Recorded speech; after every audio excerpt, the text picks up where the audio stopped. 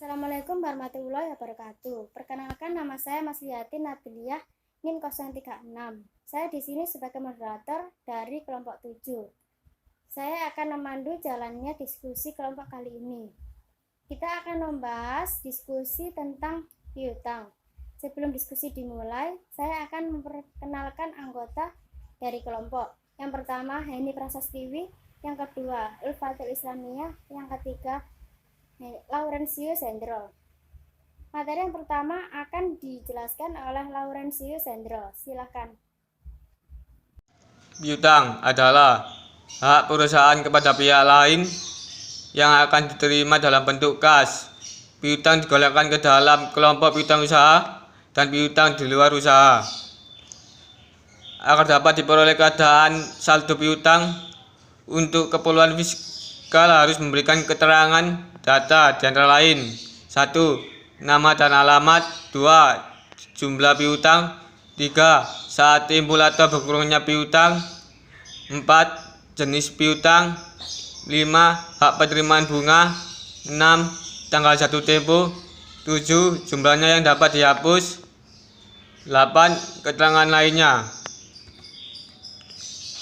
Piutang usaha terjadi akibat transaksi penjualan barang atau penyerahan jasa untuk kegiatan usaha yang terjadi secara kredit yang dicatat jika barang telah diserahkan, dan piutang yang dapat ditangi dalam 1 tahun digolongkan sebagai aset lancar, sedangkan yang tidak dapat ditagih selama 1 periode digolongkan ke dalam aset lain. Dalam akuntansi komersial, Wright dan Co. buka kurung 2011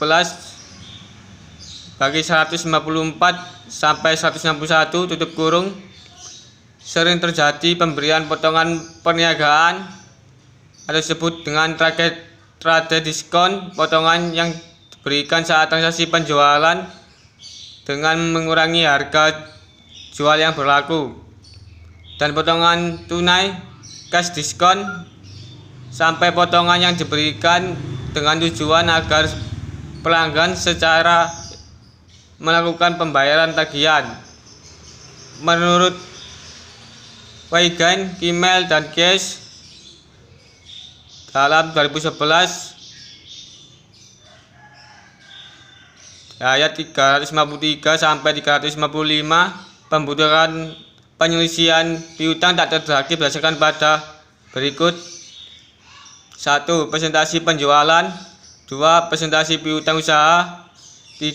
Selain itu, perusahaan bisa membuat analisa umur piutang yang menerapkan berbagai kategori umur piutang. Estimasi piutang tak tertagih terbagi menjadi 2: income statement approach dan balance sheet approach. Statement approach bisa diartikan dengan penjualan atau bertarif. Dengan balance sheet approach bisa diartikan 2 piutang usaha bertarif dan umur piutang usaha berdasarkan umur. Perbedaan metode penghapusan langsung dengan metode penyisian, yaitu dalam data tabel tersebut: estimasi jumlah uang tak tertagih, penghapusan langsung tidak diperlukan, penyisian beban piutang tak tertagih, cadangan piutang tak tertagih, dan seterusnya.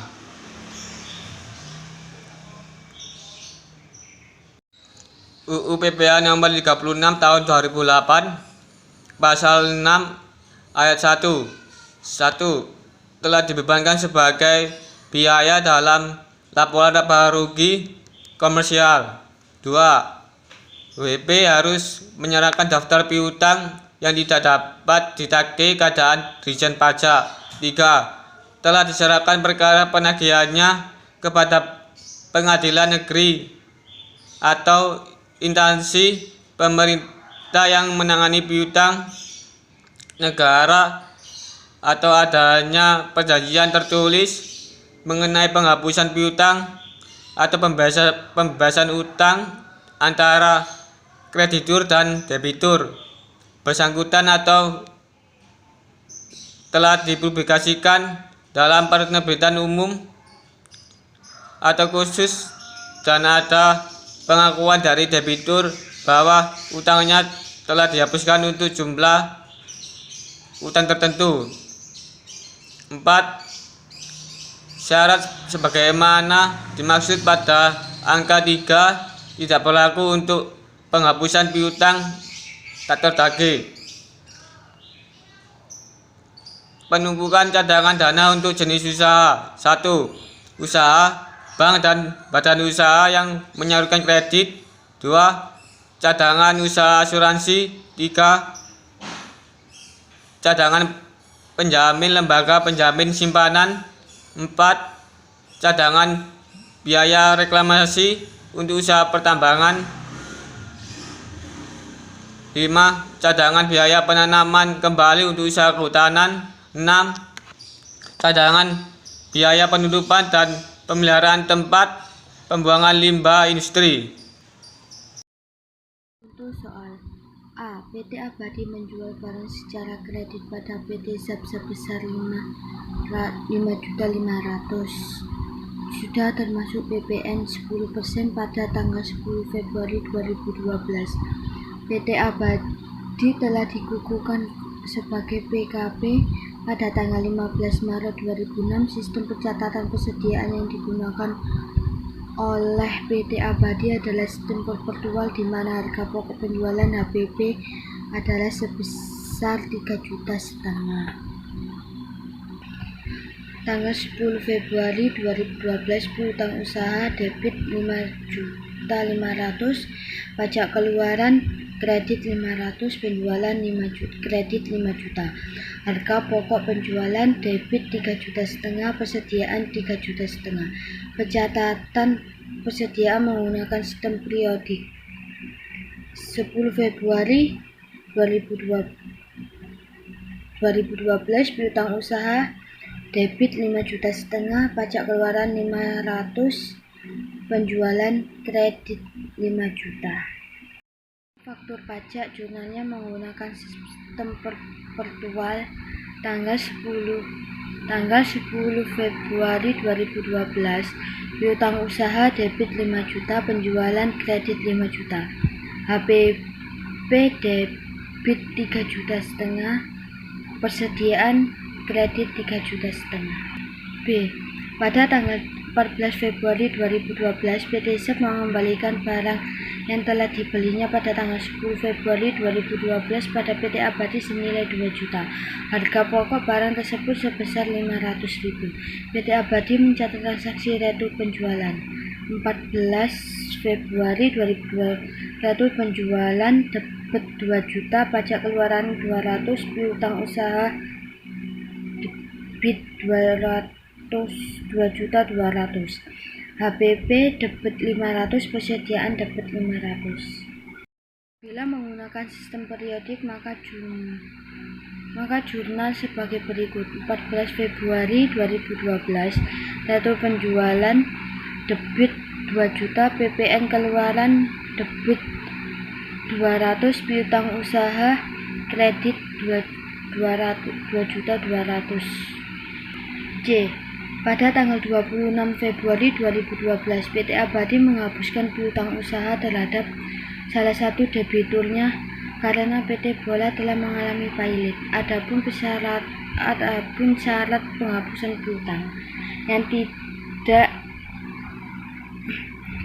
tidak dapat ditagih oleh pemenuhi ketentuan perpajakan. Piutang yang dihapus sebesar 1 juta. Jurnal transaksi menggunakan direct written off method sebagai berikutnya.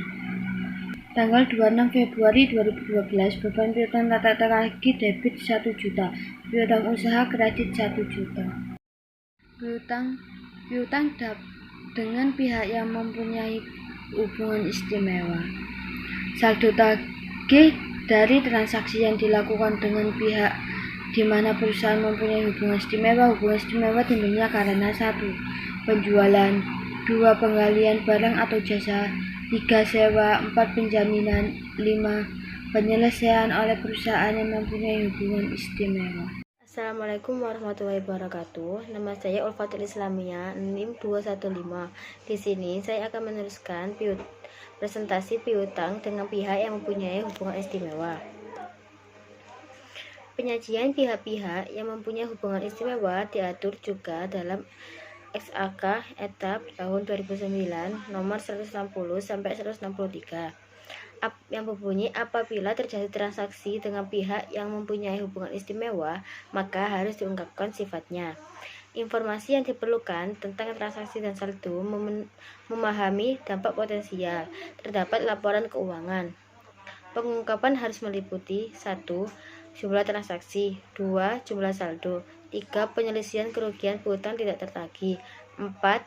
Beban yang diakui dalam periode berkait dengan piutang, ragu-ragu yang jatuh tempo dari pihak-pihak yang mempunyai hubungan istimewa. UU PPH nomor 36 pasal 18 ayat 4. Hubungan istimewa terjadi karena 1. Kepemilikan atau penyertaan modal, 2. Adanya penguasaan melalui manajemen atau penggunaan teknologi, 3. Adanya hubungan keluarga. Dampak terhadap hubungan istimewa diatur dalam pasal 18 ayat 3, 3A, 3B, 3C, dan ayat 3D. UU PPH 36 tahun 2018 sebagai berikut. Dirjen Pajak berwenang untuk menentukan kembali besarnya penghasilan dan pengurangan serta menentukan utang sebagai modal untuk menghitung besarnya PHKP bagi WP yang mempunyai hubungan istimewa dengan WP lainnya. Sesuai dengan kewajaran usaha, tidak dipengaruhi oleh hubungan istimewa dengan metode pasar bebas yang diperbandingkan. Dirjen Pajak berwenang melakukan penjaminan dengan WP dan bekerja dengan pihak otoritas pajak negara lain untuk menentukan harga transaksi antara pihak yang mempunyai hubungan istimewa yang berlaku selama suatu periode tertentu dan mengawasi pelaksanaannya serta melakukan renegosiasi setelah periode berakhir. C. WP yang melakukan pembelian saham atau aset perusahaan melalui pihak lain atau badan yang dibentuk dapat ditetapkan sebagai sebenarnya melakukan pembelian tersebut sepanjang WP yang bersangkutan mempunyai hubungan istimewa dengan pihak lain ataupun badan untuk mencegah ketidakwajaran penetapan harga. Nilai piutang dalam neraca. Biasanya nilai piutang yang tercantum dalam neraca adalah nilai neto. Piutang neto yang harus dicantumkan pada neraca fiskal dan komersial tidaklah sama. Saldo piutang neto pada neraca fiskal selain usaha adalah 1. Bank dan badan usaha lain yang menyalurkan kredit, 2. Usaha asuransi, 3. Lembaga penjamin asuransi, 4. Usaha pertambangan, 5. Usaha kehutanan, 6. Usaha pengelolaan limbah. Saldo piutang neto pada neraca menurut akuntansi komersial ialah saldo piutang dikurangi penyelesaian piutang tak tertagih, buka kurung piutang yang ditaksir tidak dapat tertagih. Metode penghapusan piutang diperkenalkan dalam perpajakan di luar 6 usaha diatur dalam PMK 81 PMK .03 2009 adalah metode langsung atau direct write off method atau metode pencegahan allowance method. Piutang di luar usaha. Piutang tidak hanya terjadi karena penjualan barang dan jasa. Piutang sering timbul karena 1. Pinjaman pihak ketiga dan pegawai, 2. Klaim asuransi, 3. Restitusi pajak, 4. Royalti, 5. Lain-lain. Apabila piutang dapat ditagih dalam waktu singkat, maka piutang digolongkan sebagai aset lancar, dan apabila sebaliknya, maka golongan sebagai aset-aset lain. Rangkuman dari kelompok ini yaitu piutang adalah hak perusahaan kepada pihak lain yang akan diterima dalam bentuk kas yang terjadi akibat transaksi barang atau jasa untuk kegiatan usaha yang terjadi secara kredit. Hubungan istimewa terjadi karena 1. Adanya penguasaan, 2. Hubungan keluarga, 3. Kepemilikan atau penyertaan modal. Nilai piutang dalam neraca. Saldo piutang neto pada akuntansi komersial adalah saldo piutang dikurangi pengisian piutang tak terbagi. Ada 2 metode, yaitu metode langsung dan pencegahan. Piutang di luar usaha tidak terjadi karena penjualan atau jasa, tetapi sering terjadi karena pinjaman pihak ketiga, klaim asuransi, retribusi pajak, dan royalti. Sekian dari presentasi kelompok ini. Wassalamualaikum warahmatullahi wabarakatuh.